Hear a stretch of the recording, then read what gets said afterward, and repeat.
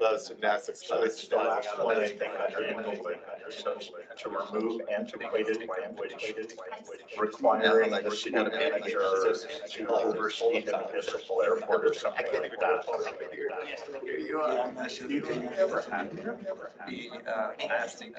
Okay, I think we're ready to get started. Stop sitting nervous. All right, so we've got a full house today. Well, thank you, everyone. So we'll go ahead and get started here and look to approve last month's September 27th meeting agenda, or meeting minutes, I should say. Do I have a motion to approve the meeting minutes? So moved. Do I have a second? Second. All right, all in favor? Aye. Anyone opposed? All right, those will carry through. So we'll do a run through on who's in the room here. Bill Lesage, present. James Horan, present. Rita Russell, council member at large. Jennifer Nolan, budget administrator. Jackie Lowe, director of finance. Tyson Thornburg, budget and financial analyst. Tim Dowd, assistant city manager. Christina Underhill, director of parks, recreation, library, and golf. Stephen Ward, city council. Peter Echo, BAC. Josh Noah, BAC. Suzanne Dirksen. All right, and we got a few folks on the phone. Minky John. Sean Lewis. Sorry, Minky. Sean Lewis. All right, thank you, Sean and Q. All right, so today's agenda, we will go through community well-being with Director Underhill. Thanks again for joining us. And then we're going to go over to the financial overview, which we pushed over to this week because we ran out of time last week. So Jackie will be kicking that off, and then Jenny will carry us through on that. So You want to have Christina? Yeah, sure. Yeah, we want Christina. yeah, She'll Yeah. go first. yeah. Okay, I think we can probably go ahead and get started. Excellent, okay. Somebody go over this or you go? Yeah, if you want. Yeah, I go. can too, but you do better jobs. Oh, perfect. So most of my departments, It's fun. Oh, there it goes. Sometimes it takes us- so in your agenda, you should have this section for community well-being and the variety of projects that my department has been working on. So I'll highlight some of those. The first goal is parks and recreation facilities, and some of our key projects, if not actually all of them, we've been addressing this year. So maintenance program at Brandon T for better address sustainability and the environment. That's something that we've worked really hard on this year. We've integrated a lot of native areas onto the course, so we don't have to water those, and they're great for pollinators. Completing renovations for actually 4 parks this year. We're almost done. So Cushing Park, we just had the ribbon cutting on a couple weeks back for the new skate park and fitness court, new pavilions there, as well as restroom. Baker is underway currently, so a brand new irrigation system, and that's huge for us because those irrigation systems are very expensive to replace. The old system was actually all the copper piping, but we did have multiple failures over the years out there, and so it's brand new PVC pipes that should last us a long time.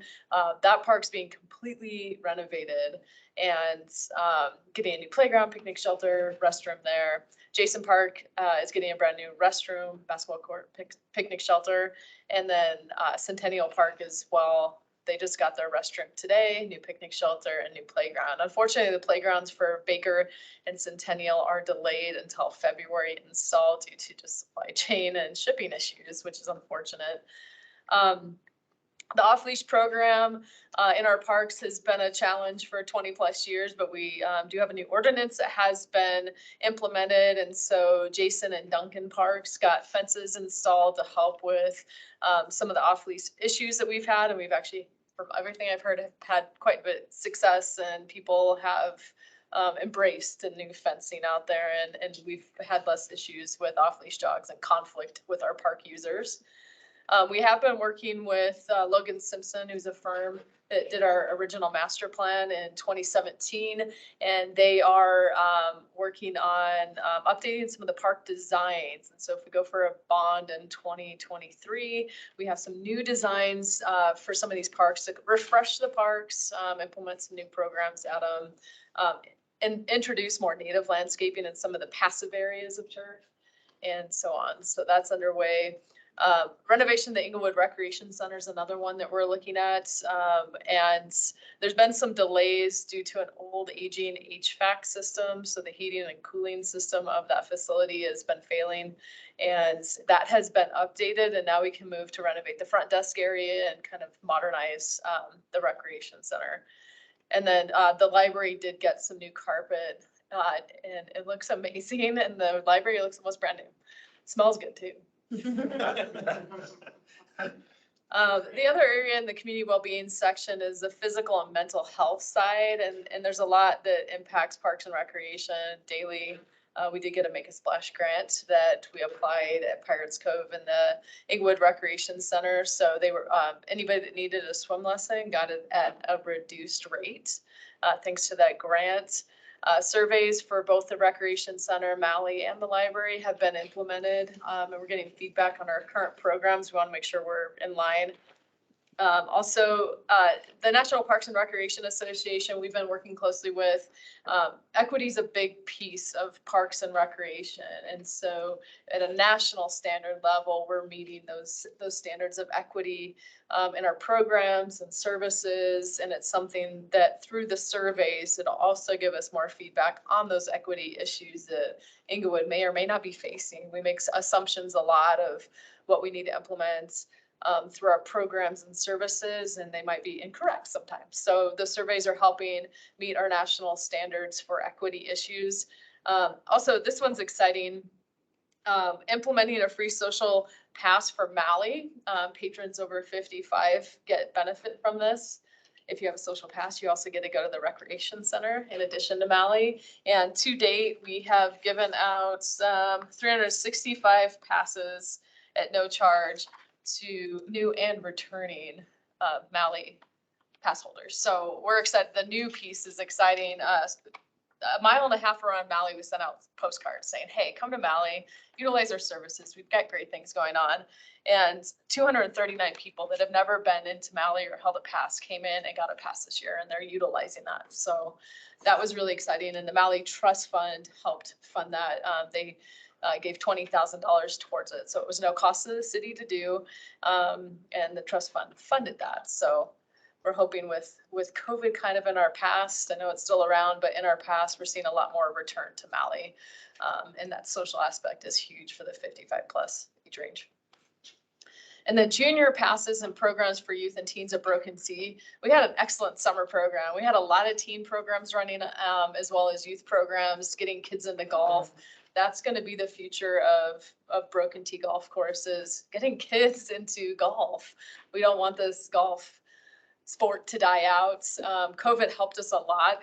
That was one thing you could do. And so a lot of people went to Broken Sea, but we're trying to get kids and teens involved, and that's definitely going on. And it's strong, which is great. The third initiative is lifelong learning, and downstairs in our library, in partnership with the Historic Preservation Society, we developed an Inglewood History Nook. So you can go in and learn more about Inglewood history in the little nook down in the library. It's a cool little area. It was an area that wasn't used much, and now we have history in there. Another big one that's happening for our library is outreach to our schools, preschools, and senior centers. Our staff have done an amazing job getting to, like, our children's staff have gone out to every elementary school in Inglewood and every classroom and had a story time with them and talked about library programs. And so marketing our library has been big this last year. We're finally getting back out into the community after COVID setbacks. Also, the library has been updating their collection. We hired a new patron experience supervisor librarian. She is just focusing on the marketing aspects of getting people the services that the library provides that nobody knew about. We have some really cool things downstairs, like ebooks. It comes with a headset, And the book is on a little cartridge. You can stick it in your pocket and listen to an ebook. A lot of people don't know we have those. They think they're DVDs or videos or whatever else. And so getting those in front of people, book clubs is another return that we've seen, and we have book bags. So if you're interested in starting a book club, we have those items in our library that you can check out. And then also a big one, we hired a supervisor that oversees our childcare programs at the Inglewood Recreation Center. And so we had a pretty successful summer camp. Our biggest holdup was we couldn't hire staff. We had a really big challenge getting part-time staff, and we're licensed by the state. So there's a ratio that we have to meet. And so we had to limit the number of kids in our camp due to just staffing levels, which was unfortunate because we definitely saw the kids wanting to come in and just didn't have the staffing levels we needed to be in compliance with the license. The fourth initiative that we've been addressing is homelessness service and mitigation. So recently we had on September 29th, the Homeless Connect event at Cushing Park. Our Parks Department, library, courts, police were all involved in putting this event on, and it was bringing all the service providers into one location for individuals experiencing homelessness or at risk of being homeless that could come out and get all the services. And so that was a really successful event. We had I think the count was 117. It might have been more individuals show up at Cushing Park. The biggest thing that we had that was the most exciting was haircuts. That was a cool thing to see. We had a guy that came with really long hair and a huge beard, and they cut him. And he was a good looking guy once he got cleaned up. And so it was fun to see the transformation and how happy these individuals were that received a haircut. We all know how that feels, right? And so it was really cool to provide that. It was the Paul Mitchell's, the school came out, so students that were cutting hair. It was really neat. So we'll be doing that on an annual basis, most likely in the fall. If we have a chance to add a second event in the spring, we'll definitely do that. Number 7, which is arts and culture. So supporting initiatives and programs through public arts. Designing and installing public art in medians, parks, streetscapes. That's an initiative that the Cultural Arts Commission has been addressing. And so we actually have a call for artists out for our medians here along Hampton to get some new art in there, as well as some murals throughout our community. And then also identifying funds for ongoing maintenance of public art. So we do have our capital fund that goes 1% to the arts that's utilized for maintenance. The other big news was with the Museum of Outdoor Arts leaving. Initially, they were going to have an agreement with the city to maintain and ensure their art that's within the city. And they actually pulled that agreement and said, we'll just keep it within the city. And so a lot of the Museum of Outdoor Arts pieces will remain here in Inglewood for the foreseeable future, which is exciting. So we're not losing a lot of art with their departure. And I don't know if you want to cover the other initiatives, but those were the highlights for Parks, Rec, Library, and Golf on the strategic plan. You guys have any questions? I did have one question. And I was very interested when you said that Inglewood's part of the National Parks and Recreation Association, and you referred to equity standards. So I personally am a part of the National Parks Conservation Association, Yeah. and we struggle perennially with this concept of how do we encourage greater usage, greater engagement by communities of color. And so I'm really glad that you're engaged in this in an intentional way. And I'm just wondering if you could share maybe a couple of like what those equity standards look like and Sure. how you're meeting those. I think it's great. Yeah, definitely. That's the people of color is a big one. Getting people in our parks. Some simple things that we've been doing is changing the advertisements of programs and adding, showing kids on the swings that are not all white. And making sure people know that our programs, our parks, they exist. Outreach has been another area. Some of the nonprofits in our area we've been reaching out to and letting them know, hey, we have meetups in our parks. We have different sports programs that are free or no cost. Our off-leash program has actually been another way for residents to get to know each other and meet up in the parks. And so we're looking at all those issues. The surveys that I mentioned that have gone out are asking those questions as well of, what else can we do? How do we engage other races to come and utilize our parks? It's interesting, like and this is a trend, but you don't see a lot of African Americans in our pools.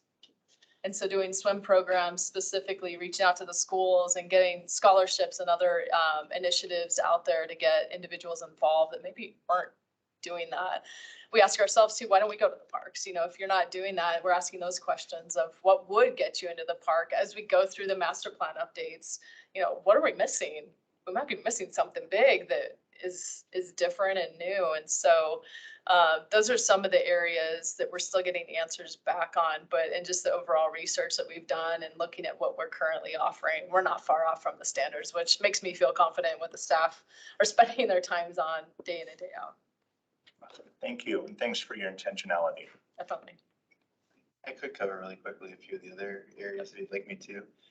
So goal area 5, which is affordability. So this is really focused on just general affordability of Inglewood with kind of 2 twin goals. Number 1 is a focus on housing affordability, and then number 2 is just trying to stabilize costs.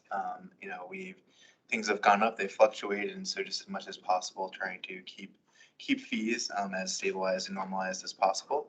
Some of the things in this area we want to focus on, we started working with the state on basically a housing needs assessment. So that is continuing as part of our Code Next update. We also, thanks to council support, implemented last year a recreation discount program specifically for veterans.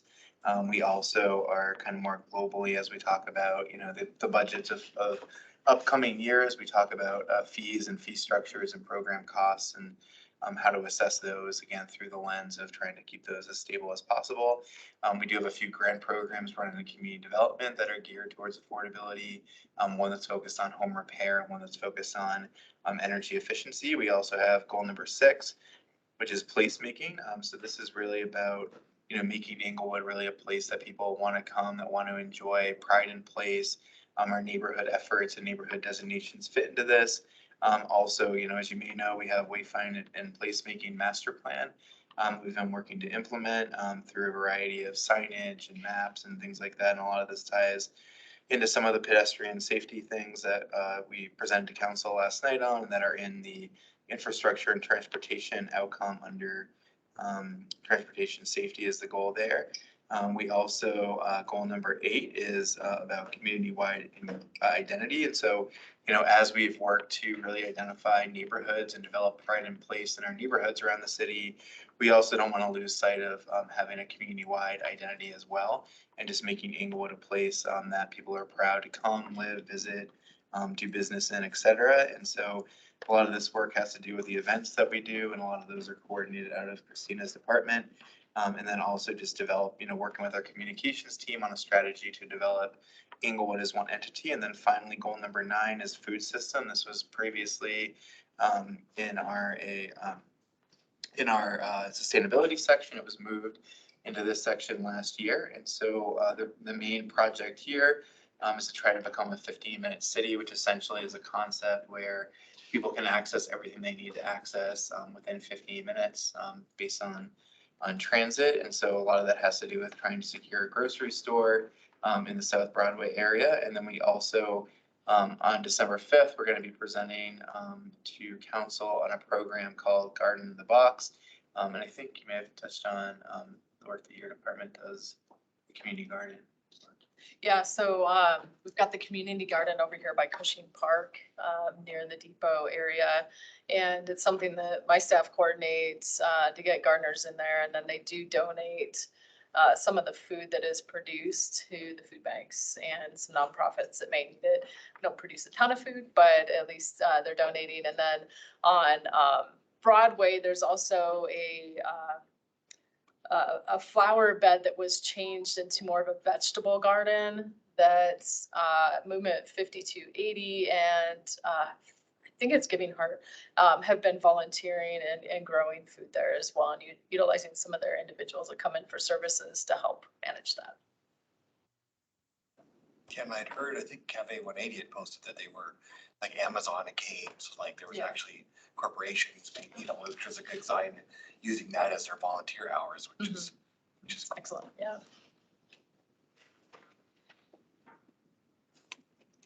Okay, so we'll jump into the department overview. So our goal is just bringing people together to play, learn, and live well. So these are the major accomplishments. I was only supposed to give you 3, but I have 5 divisions technically, so I broke them up for 3 of each.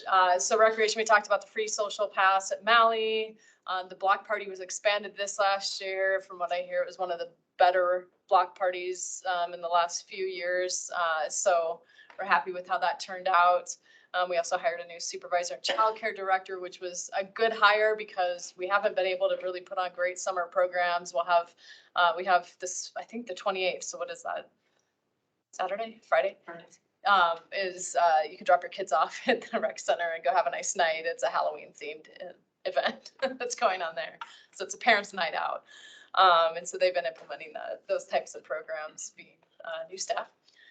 Aquatics, we had no drownings. We're very happy when that happens. We've been very successful in training our staff and meeting the standards. They do audit us quite often, which is excellent. And they call out the staff, not on the stand, but they'll let our supervisors know, hey, get on your staff on these things. And so we're very happy that we had no incidents this year. Also, we were able to operate Pirates Cove and the recreation center under the national lifeguard shortage. We were heavily impacted by that. And we were able to keep Pirates Cove open through Labor Day. We really weren't thinking that was going to happen because as kids start getting closer to school, they don't want to work. They want to have a little summertime. And so we were able to actually stay open, which was great. That impacts our revenue and we want to keep it safe. And that was #1 priority. Revenues in the background when that kind of stuff happens, but we were happy to be fully staffed. And we also updated the play structure. I think I mentioned that last time I was here at Pirates Cove. It looks like a brand new structure. Most people thought we got a brand new one, but it just was wrapped. And it looks pretty awesome. For parks, we are renovating 4 parks. We should be complete with most except for the playgrounds by the end of this year. We were successful in getting $500,000 from Arapahoe County Open Space for a grant for Bates Logan Park. That will mean we'll get a new picnic shelter, a new pathway, and a new restroom. And that restroom is very old, and this will be very nice to get a brand new restroom. We are going to go for a phase 2 grant. It was just announced today. They've actually upped the amount to $600,000 you can ask for. So we'll go for the max to get a really awesome new playground at Bates Logan basketball court, and see what else we can do with that funding if we're successful. And then also parks, in addition to all their other duties of maintaining parks, they are go-tos for a special event setup and takedown, and they're awesome at it. And so that was just something they had to add on to their to-do list this year. The library continues to keep the collection new and updated. So if you visit the library, hopefully you find some of those top, #1 sellers that are out there on the list. Program for children and teens were extremely well attended this last year. Our summer reading program, the numbers were off the charts and a lot of participants. And then they did mention they blew their budgets on the summer reading program because they had so many participants. They want to make all the kids happy. They also were able to send 5 members to the Colorado Association of Libraries annual conference. This is big for staff development. I see the staff come back just energized and excited about new ideas, new trends, new programs that they could be offering. So that was a really big deal. To spend some of our funds putting the staff through the conference. And then golf, right now we're updating the back 9 of the irrigation system there, which is big because it's going to help with water conservation and efficiency. And the back 9 will look a lot nicer. We won't have dead spots here and there because our irrigation system works. We've got a brand new food and beverage vendor. It's now Wyatt's at Broken Tea. They have a great menu. The food is really good. So if you're not a golfer and want to eat some good food, just stop by Wyatt's. It's a cool backstory too, the concessionaire named after his grandfather, which is cute. And then we also implemented a fee increase for green fees, cart fees, and range buckets, which helps overall budget at Broken Tea. We are still one of the lowest charging in the Front Range. So if you want affordable golf, we are it for golf courses. So those were the accomplishments. We did a lot more than all of that, but those were the highlights. I have a question and a comment. Under aquatics, how is a catastrophic incident defined? That's a good question. Typically, it's a death. Drownings, you may survive. Catastrophic means you don't recover. A drowning is a death. They can't, yeah. A near drowning is not a death. Yeah, right. Okay, so a catastrophic incident is, sorry. That's a good question. That's the catastrophic. I'm assuming life, limbs, Sort of. Having into the shallow end, spine Head. injuries. Yeah. We didn't have any, so I'm glad I can't define that very well for you. Okay, yeah. Yeah. Not imperative at the moment, but I guess I'm curious as Yeah. well. And then I guess my only comment is if any program is going to blow their budget, I'm really happy to hear it's a summer reading program. Yeah. We were happy about it when she goes, I'm going over budget to go for it. Just keep going. Yeah, it was great. On the golf course, I know you're not renewing the annual pass from the Correct. 40-year, and it was actually the second loop. What was kind of the decision behind that? And is there going to be, 1-year passes or anything like that considered in the future? Definitely, yes. We are considering doing some other passes. The staff have a very long list of other promos they could offer. And so they're deciding what to launch in 2023. And that will be announced probably here in the next month or two, what they're going to be launching. And yeah, the annual pass was supposed to be a temporary 1-year thing and everybody loved it so much. We brought it back for year 2. I think year 3. Well, so the first one was a 3-year pass and it was like $180, which was a Way too ridiculous deal. Even the second one for the 40th was like $300 for 3 years, again, which is way too cheap. Yeah, So it sounds like that's being modified into probably a more sustainable program. it'll be an annual Or or quarterly. continuous revenue versus the 3-year Correct. dumps. Yeah. It presented a lot of challenges because through COVID, you could not find a tee time. If you just wanted to walk and play golf, you couldn't get a tee time there. Our annual pass holders held most of those tee times. And it didn't bring in a lot of money. Initially, it brings in a lot of money when they buy the pass, but then ongoing, it's pretty low income for the so that was another piece is we're looking at other ways to increase the revenue at Broken Tee, and the annual pass was more of a revenue loss. It was a very nice revenue last year, those that had For it. the golfers.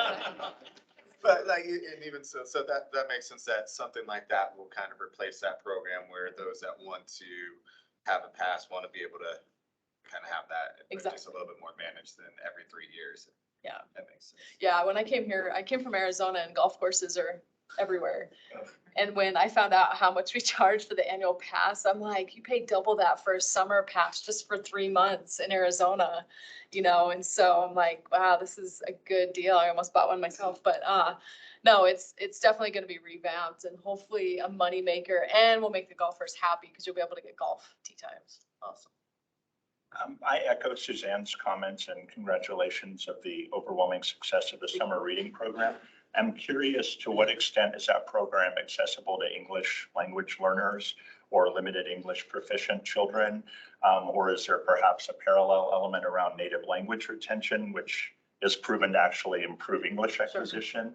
That's a good question. I don't have the answer for that, at least right now. I mean, the majority of our participants were English speakers, at least the kids were. We did have some parents that were of other languages, but our staff stayed in the lane of English only at this time. It's something we can expand to other. We are adding in a winter reading program for adults. We had a summer reading program for adults too. We don't put as much funding towards it, but we are expanding. So I'll make that suggestion to see how we can grow the summer reading program to address other spoken language and see how we can increase that. Well, and one reason not to go too deeply into it is that in order to engage parents who are limited English proficient, we're finding that many immigrant children don't acquire the written form of the language. They can speak it at home, but can't read or write it. Okay. And it's very empowering from a multi-generational learning model to be able to engage parents who think their lack of English prohibits them from helping as a teacher of their children. So that's kind of Okay. and I'm not an educator by profession. I hang out with a lot of them, but that's kind of the current thinking about that. I like it. Okay. I'll talk to my librarians, especially the children's librarians, about that and expanding and see what other libraries are doing too to embrace that. We have a good partnership with the school district. And so I think our challenge has been finding staff that speak other languages as well to be able to really implement a full, well-rounded program. But I like it. We'll look into it. Thanks. You mentioned the limitation on some of the kids camps programs. Are those programs revenue neutral based off of, people paying to be in it? Or is there a profit opportunity we're missing to try and help offset other expenses? So we do cover all costs. We did make a little profit this year, not as much as we were anticipating because we didn't have as many kids in it. But it's pretty close to revenue neutral when you start adding staff salaries. We really look at just covering our part-time staff. The part-time childcare director, we had made sure his salary was covered because when we presented that position, that was the goal, was to make sure his salary was covered at hourly rate, and our part-time staff that would come in for it. So it's not a huge money maker, but it is a great service for our community members. Thank you. Any other questions, comments? On the lifeguard shortage, is there thoughts already on how to tackle that next year? I mean, I know that's not just an Inglewood issue, you know, that's, like you said, national, but, Yeah. Cause did we offer incentives?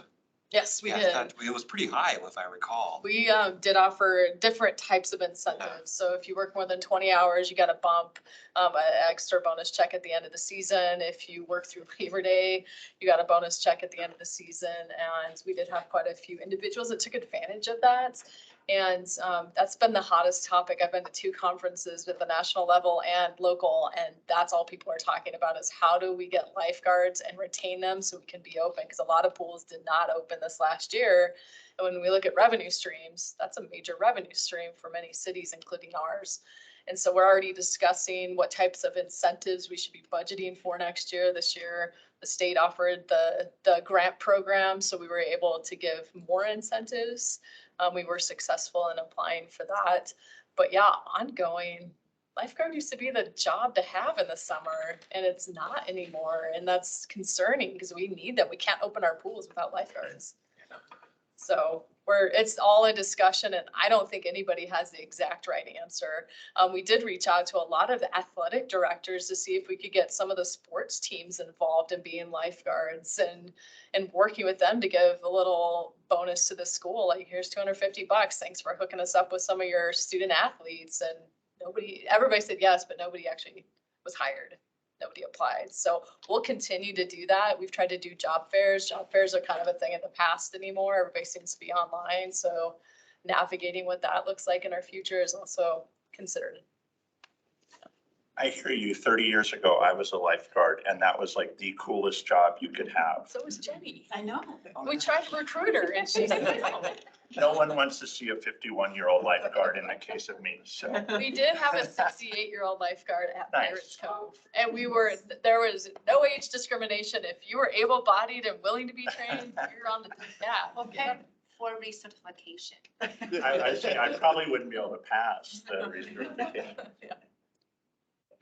Do we have any swim programs targeting, teenagers up through high school? And could that be, a path to encourage more involvement in Yeah. aquatics and lead to potential? We actually have quite a few swim teams that use the rec center and Pirates Cove when it's open. And we definitely hit them hard, trying to get them involved in being lifeguards at jobs. And a lot of them said, I already have a job.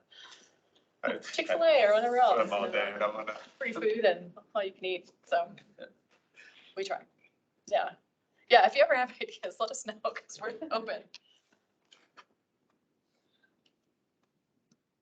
All right. So going over this year's, and this is projected, we're not quite done with this year. We still have a little time left. So the first one, the personnel, this is parks, recreation, and the library. Golf is an enterprise fund. We did have some vacancies happen this year. We had a retirement that was fairly significant happen this year. We're working on filling some of those currently. And so it may not be that much at the end of this year once we get all these positions filled before the end of December. But that's where we're currently sitting with vacancy savings. We'll need it next year. We want these positions filled. But just this year, we just had people leave or retire.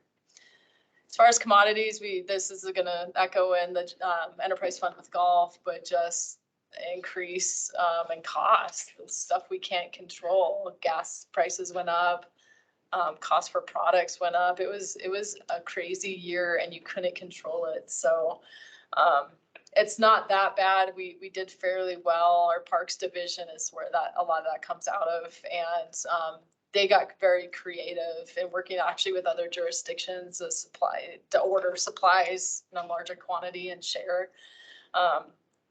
So hopefully next year we'll see a little bit more stabilization. Really, the rest hasn't been that significant. So yeah, go ahead and go to golf. Biggest is vacancy savings. So golf is in the same boat. We actually have had quite a few staff to seasonal staff now are done for this season. And so we may not be in the red come the end of the year. We just had our superintendent leave for different positions. We'll have some vacancy savings there. We haven't been able to find an assistant superintendent. We're still looking for one. And so there's vacancy savings there. So we're not too panicked about what that reads currently. Commodities, same thing. What was interesting is we need new golf carts and we can't get any. They're just, you can't find them anywhere, whether it be golf or electric. We just can't get them. And so it's just money we'll just keep carrying over until we can purchase tractors and golf carts and things like that. So on the capital side, we've got a little bit of money owed still, but we're actually doing very well on revenue at the golf course. We've been very busy and hopefully the weather continues to hold out. We'll see, just jinxed it probably. So this meeting. But from the capital side, that irrigation project is what's taking up those funds. So just challenges, we talked about supply chain, staffing challenges, weather events. We had that big storm that all the tree branches came down in Inglewood. And so our Parks Division really helped coordinate efforts down at Centennial Park and gathering all those tree limbs and taking care of the city that way.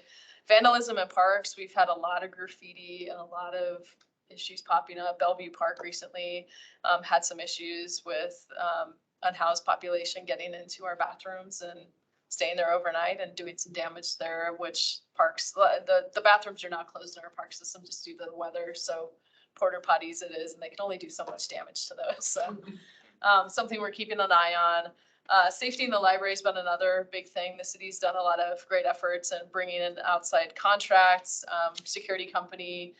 We've actually seen, it's been, I think, 2 or 3 weeks, and we've seen some really good changes in just what's happening around the Civic Center.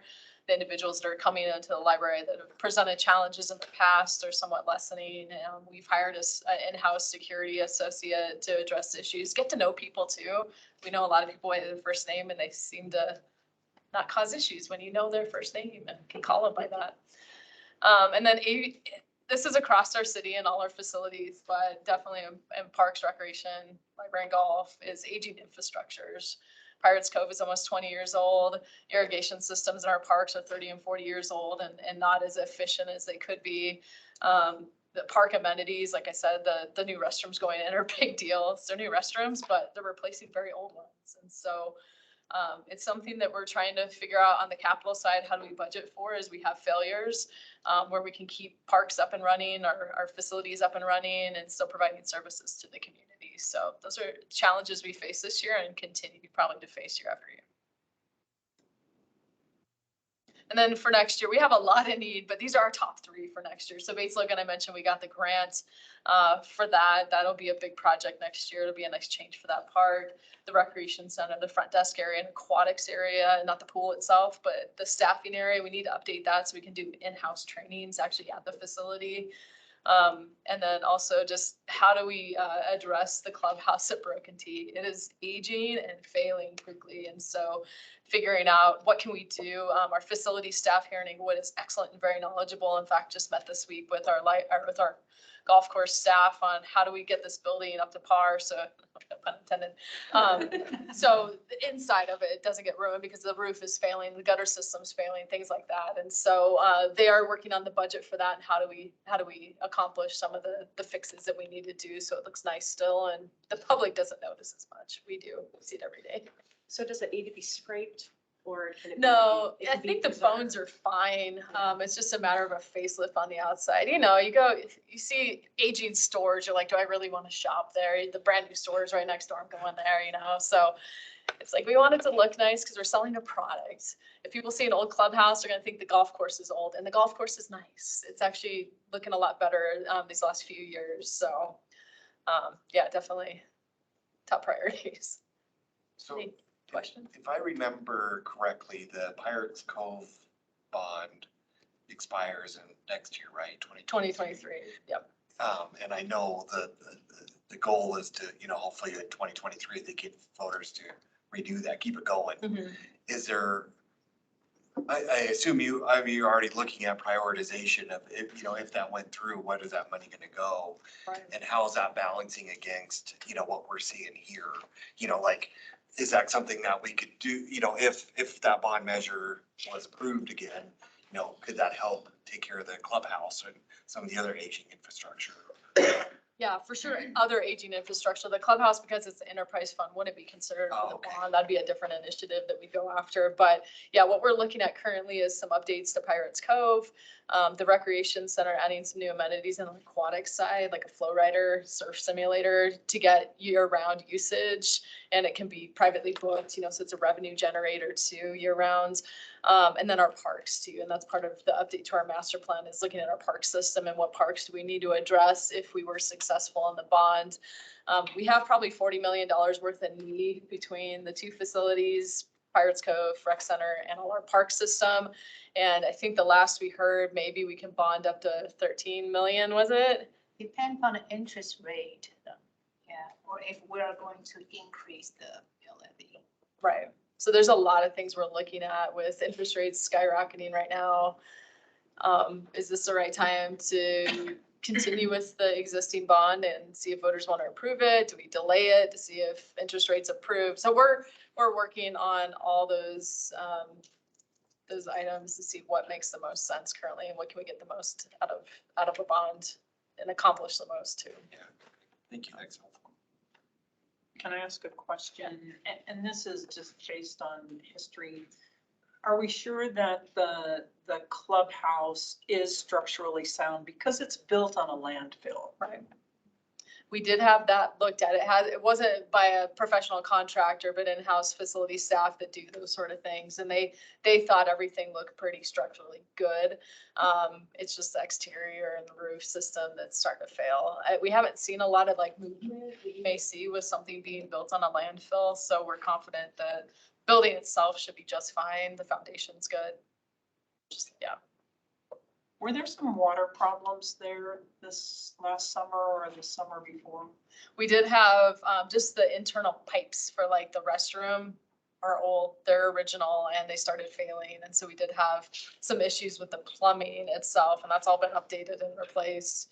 We had the grease trap, the pipes for that had corroded so bad they didn't even exist anymore. And so when they dug that up, they're like, there's no pipe here. So that's all been replaced and it's up and running. And that's why it's had a little bit of a delay of opening because of that issue.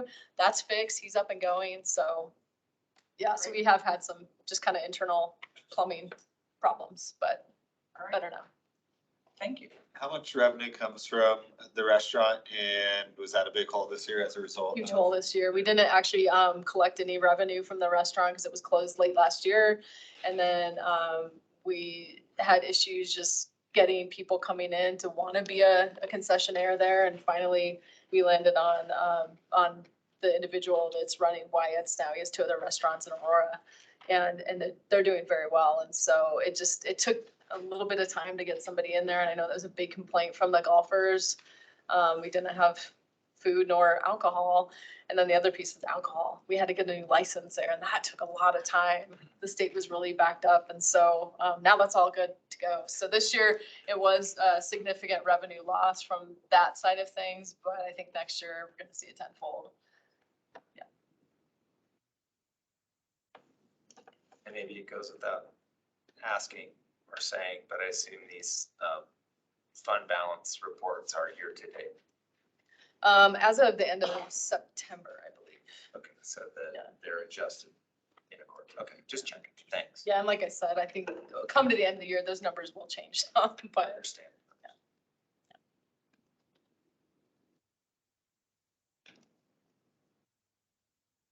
any other comments or questions? All right. Thank you, Christine. Thank you so much. Thank you.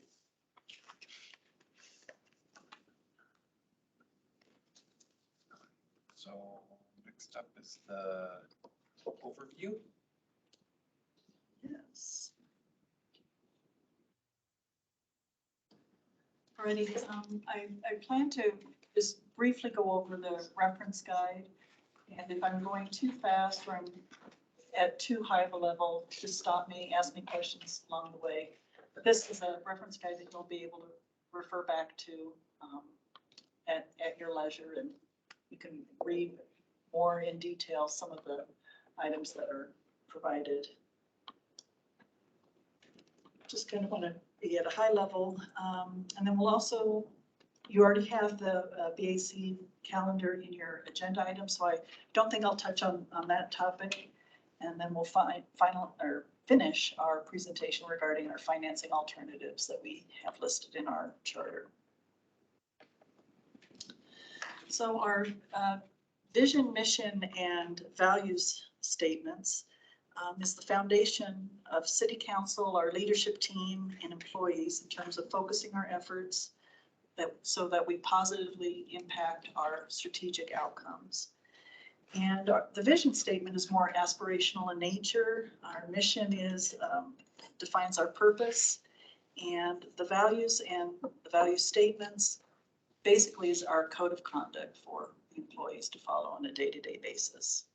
I hope I said that correctly, Tim. Tim led the effort for our vision, mission, and value statements, which were just changed this year. Our strategic plan outcomes are just listed here in the appendix. You'll have the aspirational statements as well as the descriptions of each of these, so I won't explain them to you at this point. Just wanted to point out to you on this slide, you have a link to the 2022 to 2025 strategic plan so that you're able to see all the various department goals that support and impact our outcomes.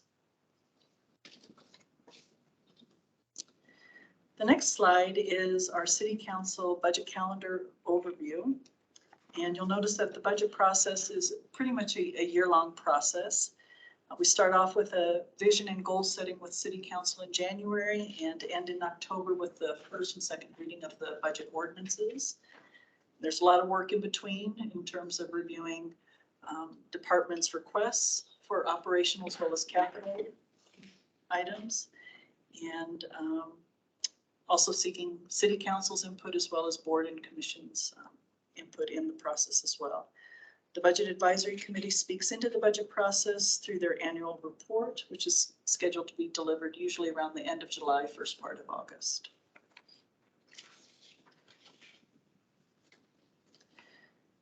The budget requirement is rooted both in the state statutes as well as our Englewood Charter.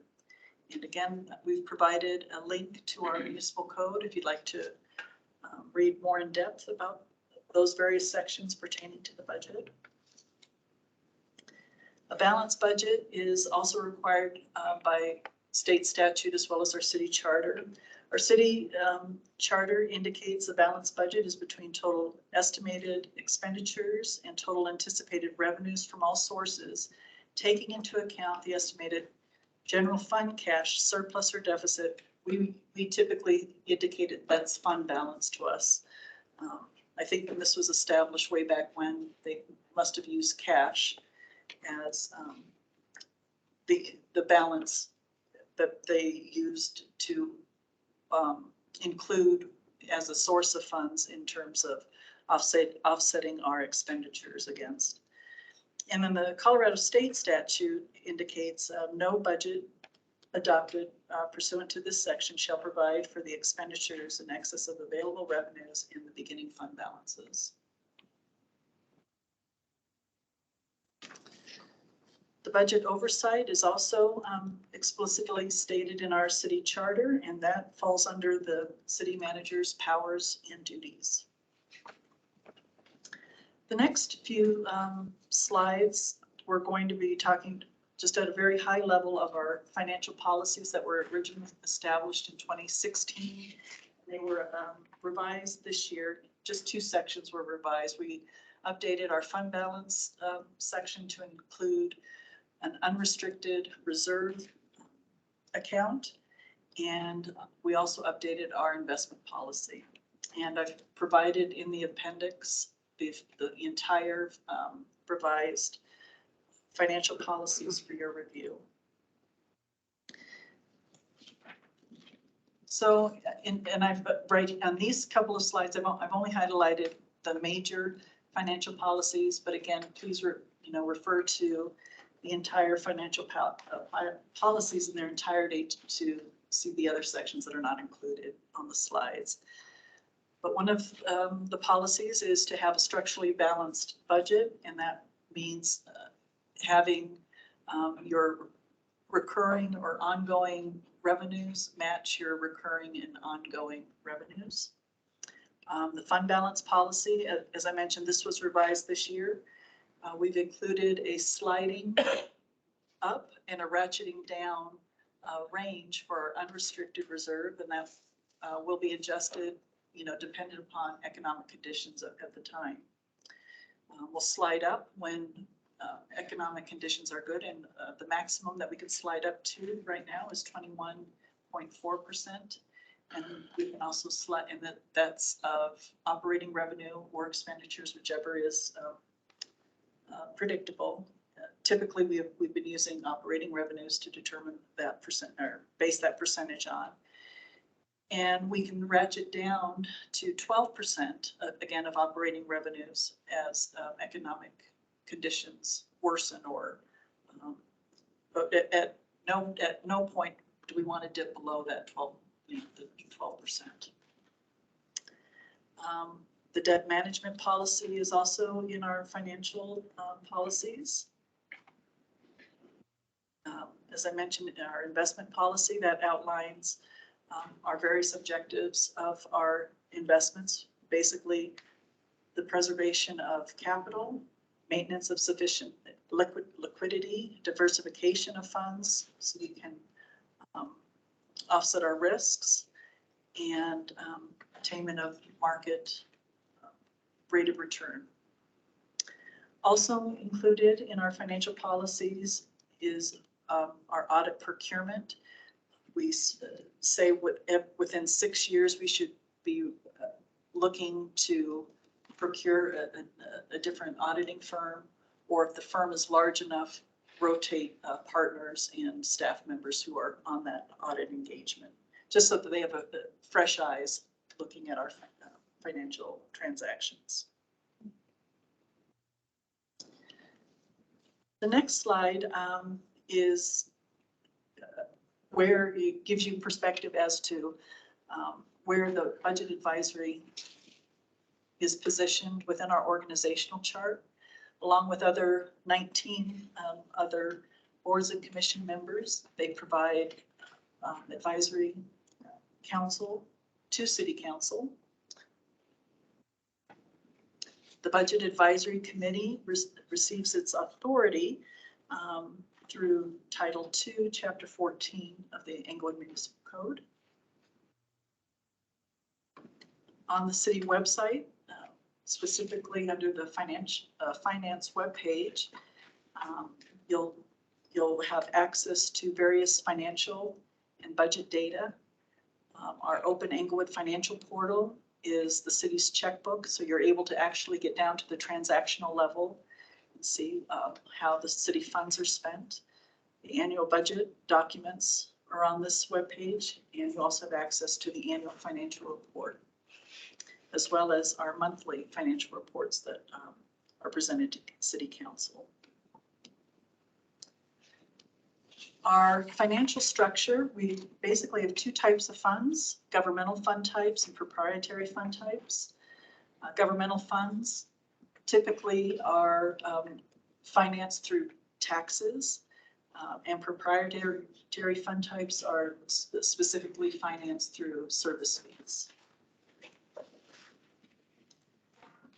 This slide gives you a nice graphic representation of our various funds. Like any other municipality, we only have one general fund. You can have several special revenue funds depending upon the types of revenue that you receive and how those expenditures need to, or how you can spend that money on various expenditures. Debt service funds, capital project funds, round out our various governmental fund types. And then we have several proprietary fund types: enterprise funds and internal service funds. Fiduciary agency and component units, we do not budget within the city. However, there are various boards of directors or managing teams will develop their budgets as they see fit. And the next several slides will provide you with just a high-level description of the various funds. I won't read those to you. But you'll have, so on the first, you'll have your general funds, our various special revenue funds, our debt service funds, capital project funds, our enterprise funds, and our internal service funds. And I'll just mention, the Colorado Constitution defines an enterprise as a government-owned business authorized to issue its own revenue bonds and receiving under 10% of annual revenue grants from all Colorado states and local governments combined. So that means we as a city cannot contribute more than 10% to any one of our enterprise funds. Otherwise, we would jeopardize their enterprise fund status. So that could be in terms of grants, contributions, any kind of funding that we might provide. This just gets a little bit into the weeds, but our city budget is prepared using the modified accrual basis of accounting. And that basically is a mixture of cash basis and accrual basis. Cash basis is similar to your checkbook accounts. Revenues are considered as deposits, and your withdrawals are similar to expenditures. Under the accrual basis, we will record revenues as soon as it's measurable, not when we receive the money.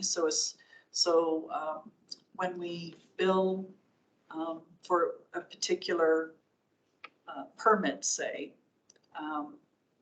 if we receive that, or if we invoice as of the end of December, but receive the money in January, we'll record that permit in 2022 versus 2023. Same with expenditures. As you're paying employees through the end of December, however, that last paycheck in December is actually paid in January of the following year, we'll accrue back that expenditure back into December.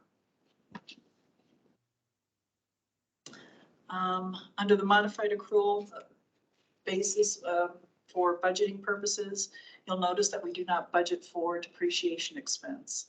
And in terms of how we recognize grant money, even though we're awarded the grant funds, we don't record revenue at the time of award. We'll record revenue. This becomes the cash basis as soon as you actually receive those grant funds.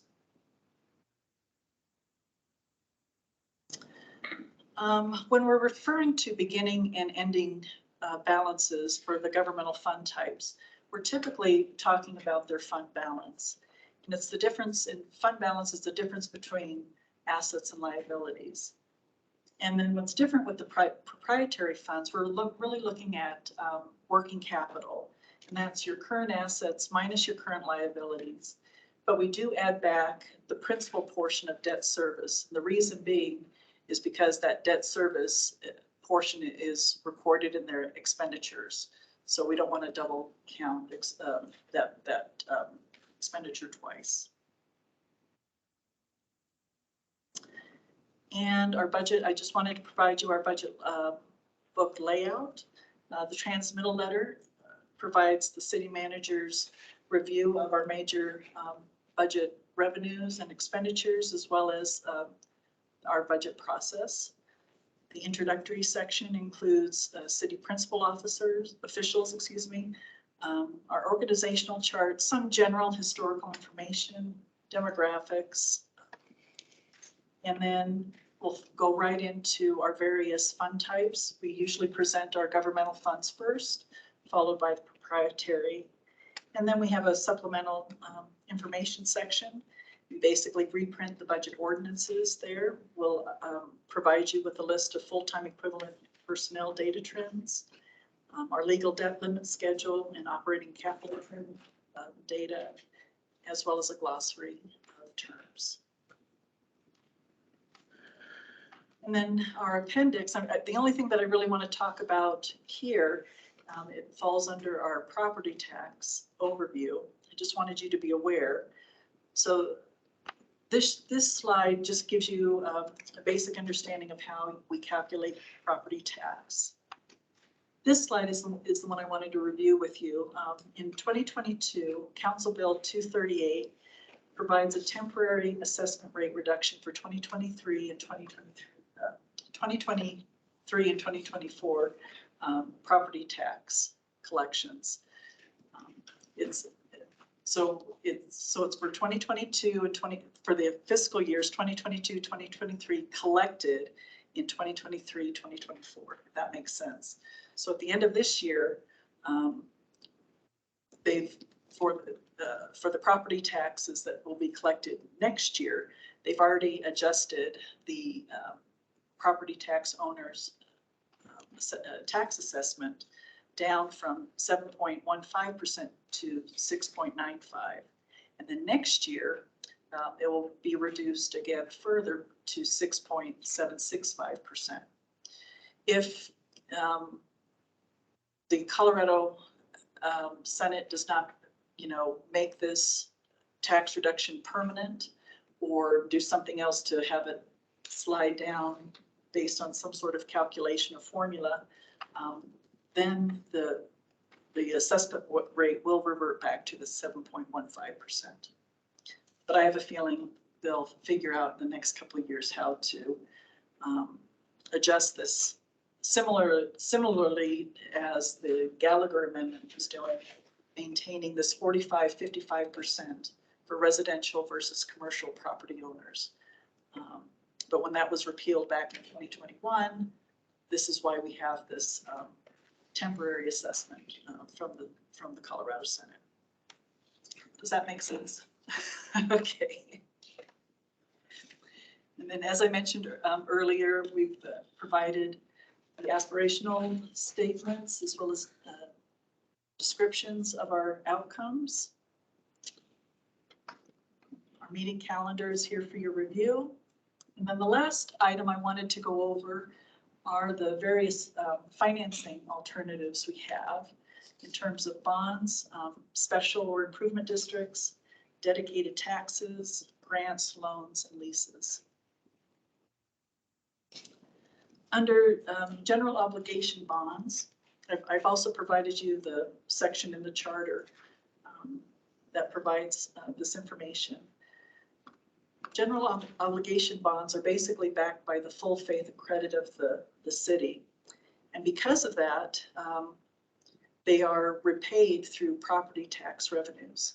And these revenues can be used to to finance major repair and replacement of public facilities, infrastructure, and other capital improvement purposes.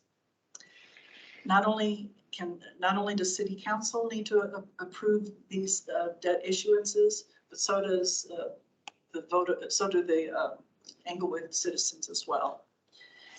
And some of the current examples that we have are the police headquarters construction, or I think we call it the police building construction fund. And that was a GO bond that was issued back in 2017, and we plan to have that retired by 2036. And I say for the other two, recreation GO bonds as well as the general obligation bonds, we'll touch on those as refunding bonds because those are currently, they have been refunded, which means we have refinanced original issuances based on favorable interest rates and savings overall. Revenue bonds are typically issued by enterprise funds. And again, they are used for any major repair or replacement of facilities, infrastructure, and other capital improvement purposes. The debt service is repaid with service fees. And those are typically revised by a rate study with the help of a rating agency. These fees must be sufficient to fund operations plus debt service and the debt service coverage. And debt service coverage is typically 110 to 135% of your debt service expense. City council must approve those rates and fees in order for the enterprise funds to issue those debts. So just for clarification on that, so if we release a revenue bond, the expected revenue is going to be 10 to 35% higher than the cost of the bond. Is that a correct interpretation of that? Yes. Okay. But yeah, the debt service piece. Yeah, yeah. And that's looked at annually because your debt service may fluctuate based on the interest rates. Is it mostly fixed rate bonds in this world then, or is it mostly fixed rate, or? You can get them in termed rates as well as fixed. So it all just depends on what the market is offering at that time of the debt issue.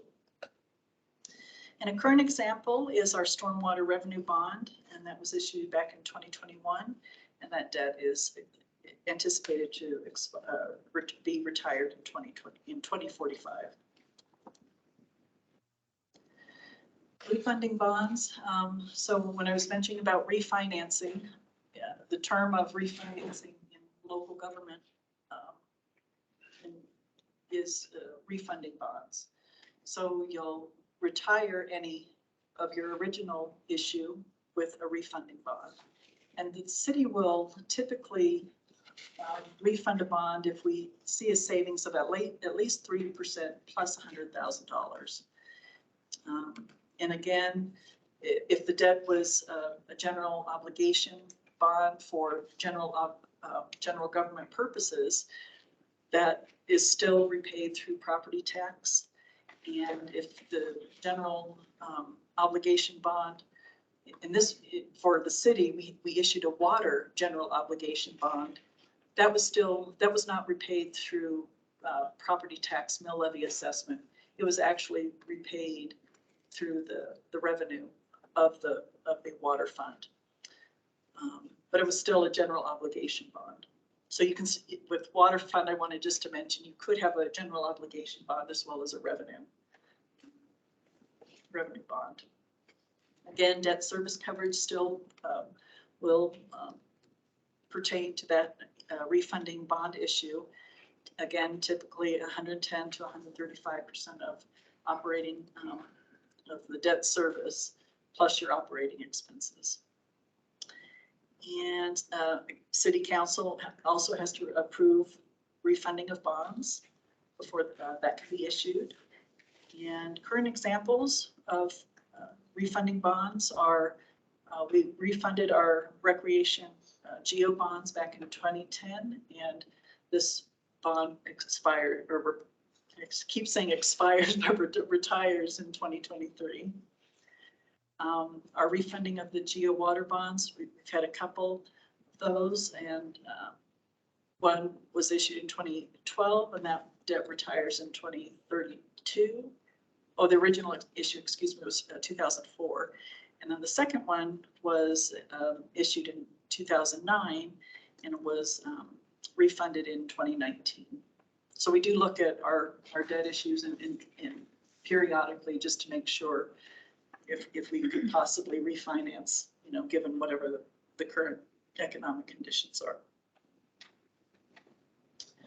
Jenny, on that last slide, the $100,000, is that on a per annual basis, or is that just through the term of the bond? And through the term of the bond. so is there any consideration for, because some of these had, 10 years versus 15 years left on the term, is there any consideration to look at it more on a per annum basis? Because $100,000 over 20 years is different than $100,000 over 10 years when it comes to the impact of that.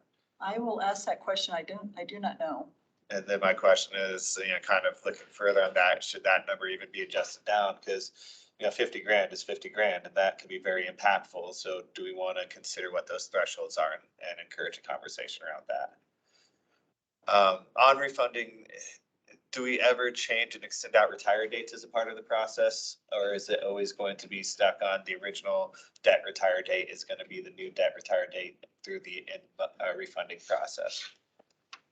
That I don't know. I will find out.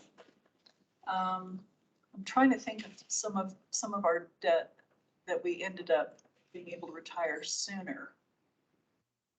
So I want to say yes, but I don't know. I don't want to say yes because I'm not 100%. Sooner is great, Yeah. later could be great and could be Yeah. used strategically, but it's kind of what's the allowance around that?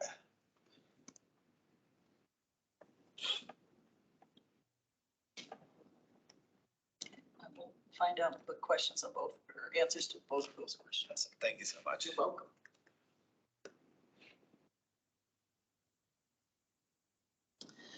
Also in the charter, it allows for the city government to make special or local improvements to designated districts within the city. And that can happen either through a council order or majority of property owners wanting to be in a designated district for this particular capital improvement. This does not go to the vote of the people. Council has the final say on the decision. However, such improvements shall confer special benefits on real property within the said district and general benefits to the city at large. And because of this provision, property owners would be assessed based on their property tax, this assessment. And in the past, we've used it since I've been here at the city with paving districts in a concrete replacement district. And our concrete replacement district was superseded by the creation of our concrete utility fund. So we no longer have concrete replacement districts. And our paving districts have also, we no longer use those. Currently, we don't have any outstanding paving districts with any debt to them. But So this more or less could remove the need for an area wanting to set up a special taxing district to fix a local problem. And now they can work with the city and do it through the city budget and purview rather than having a completely independent government organization for it. Yep. And then they would, we would assess their property accordingly. Yeah, I mean- so like for example, if, a whole block wanted to do their alley, pave their alley, they could assess themselves if they so desired. Save a creation of another special taxing district, which get crazy. In the past, did they use that? Like I remember when my folks, they took the street down to dirt and then they assessed each house about where they were at on the block, how much. So was that what they used when they did that? Yeah, the paving districts, yeah. Some of the places I work in, property tax, some other states, we're seeing large increases in special assessments. It's just an interesting trend, although in some places I work, we don't see these happen too often. So I'll have to look and see how common this has been for us, but it doesn't sound like it's been terribly common, which is probably a positive. Yeah, and I think the paving districts really took off when we had, unpaved roads or so it was, or if streets had to be fully,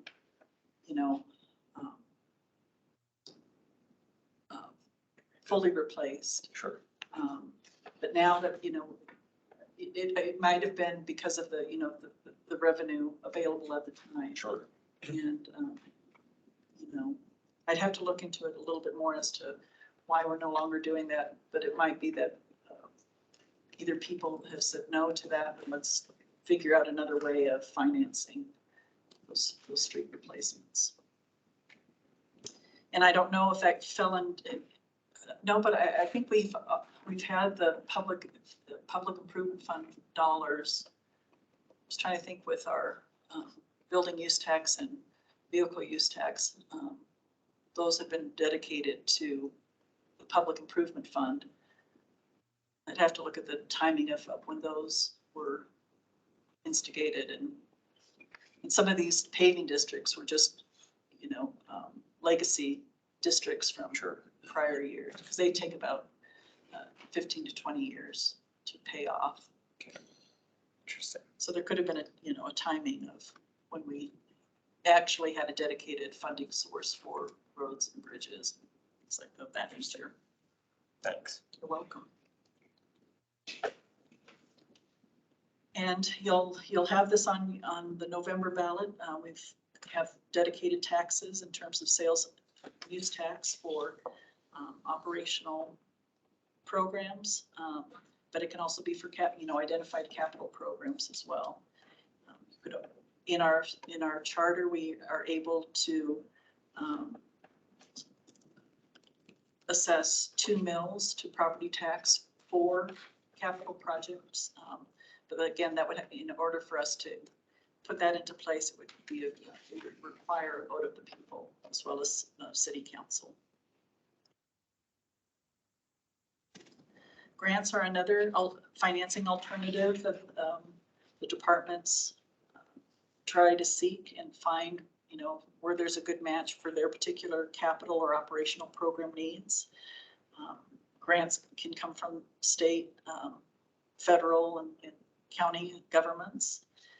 And typically, city council will need to authorize the acceptance of these grant awards because there may be a city match that's involved with that grant. So you can't, you can typically go for grants that don't have a match. But of course, council, we want to advertise, oh yes, we got this grant. But if there is a city match that's required, city council must have approved those grants.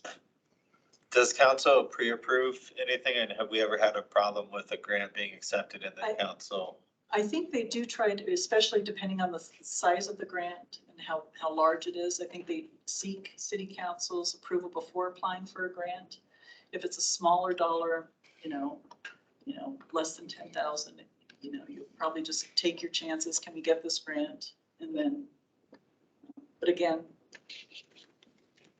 we do inform council of the grants that we receive, because it's a nice story to tell that you were able to get some additional funding. The only thing that I would caution everybody with regards to grants is once that grant money is gone, we have to figure out, especially if it's an ongoing program cost, we have to figure out, okay, what's the revenue source that we'll be able to dedicate to that program moving forward. Loans are another financing alternative that our enterprise funds will utilize. City council also approves loan agreements. There is typically with loans, there's a debt service coverage requirement as well. So we have to ensure that our operating revenues are sufficient enough to cover not only our operations, but also the debt service coverage. Or loan repayment amounts. And a few examples that we have. We've got the Colorado Water Resources and Power Development Authority. The sewer fund was able to obtain that loan back in 2004, and it's planned to be retired in 2025. Our WIFIA, which is the Water Infrastructure Finance and Innovation Act of 2014, is administered by the Environmental Protection Agency. That loan has been extended to both the water and sewer fund in this year, 2022. We have up to 5 years to draw down those funds, and then the loan is repaid within 30 years. In 2022, the Stormwater Drainage Fund applied, and we heard last month from the Deputy Director of Public Works that we've been approved for $26 million with the Colorado State Revolving Loan Fund, which is another great source of revenue for us. And last but not least, our leases. Both the general government and enterprise funds can use leases. These do not need to have a vote of the people because the leases are structured as not a multi-year repayment. And so they're considered annual lease payments and they're subject to appropriation each year. I think if you didn't if you didn't budget for these lease payments, I don't think you'll get many lease payments in the future. But the type of lease that we used for this particular instance was the certificates of participation, and we used it for this building. And that was issued back in 1998, and we retired those, that lease this year. So basically with this type of capital lease, you'll put up a city's facility or asset that has at least a useful life, the term of your lease, and it has relatively the same value as your lease payment, or if not more, so that you can. So yeah, and that's just used as collateral for that particular loan. So lease is just more or less a collateralized loan? Yep. Against the city property? You have to. It has to be a specific, piece of property, or it could be several pieces of property. So it's not necessarily transferring hands where you're leasing the property back, but you're more or less the property is what's collateral. Yeah. Because I'm thinking of a lease versus like, especially in the non-government sense of you get to use somebody else's property, but this is our property that somebody else is funding on a collateralized loan. Yeah. Okay. So, sorry it took us past our 6:30 time, but if you have any other questions, I'm happy to answer those at this time. I did have a quick one. You often hear on the news things about like federal and state governments having a bond rating and potentially having that degrade or dropped. Yeah. Does the city also have a bond rating that affects our ability? We do. Okay. And annually, we have to answer questions of the bonding agencies. So. And do you know, what is that bond rating currently? I don't know, but I will get that to you.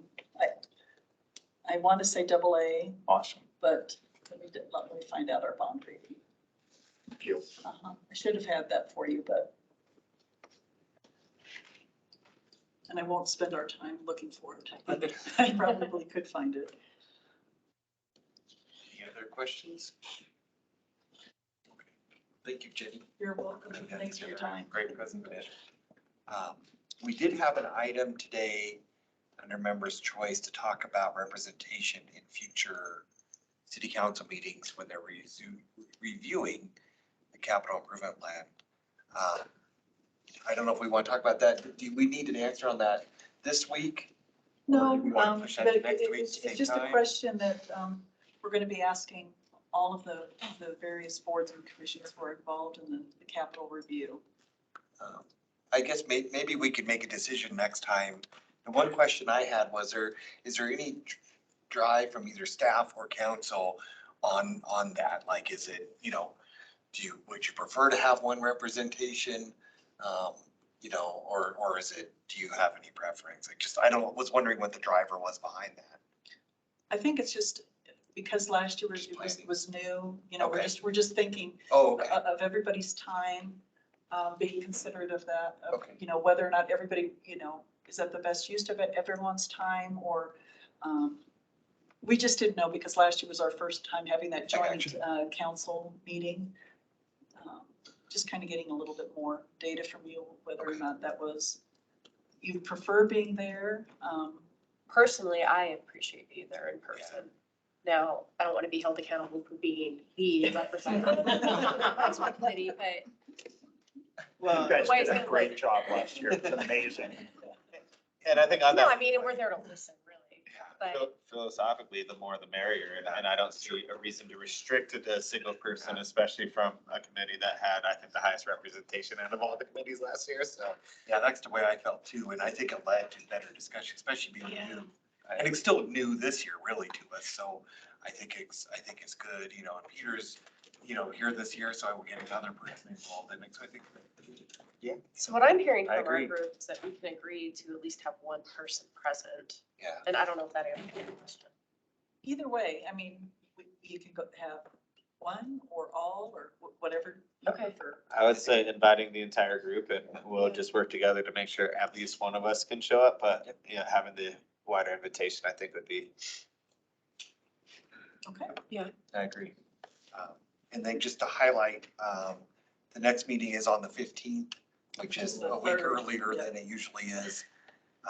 And then I think December is December 20th. Which is a week earlier as Which is a well. week earlier. I put those on my calendar today. I better have. Huge conflict, especially for December. We can talk about that next month. November, I'm a definitely maybe. I'm gonna be on vacation, but I don't know what my plan is that day. I'm a definitely maybe for the 15th. So if there's other definitely maybes, we should talk about that. I'll be at both, I think, so. That'll be okay. My wife's traveling for work, so I'm gonna have to find a babysitter for that conflict, but, so it could be a conflict and I could just be zooming in with the baby on my lap. But You would love to. So, I'll be zooming in without a baby from New Mexico. yes, that's fine too. New Mexico. It's like we're good as long as we have. We'll have a consensus. Okay. And then I'll just say, I heard it was Jenny's birthday. Well, it will be on Friday. It will be Happy this week. Thank you. Happy birthday and thank you for all you do for us. Oh, Keeping you're us welcome. organized Thank and you. moving forward. We appreciate it. So, absolutely. Any other topics for members' choice? I have, no, you go No, first. I defer. Okay, I've got two. Get out of it. No. The first is, have you all noticed, or I just want to highlight, I'm really impressed with the outcomes of the neighborhood improvement grants that have been issued. So I've seen 3 that have been shared on various social media platforms, I guess.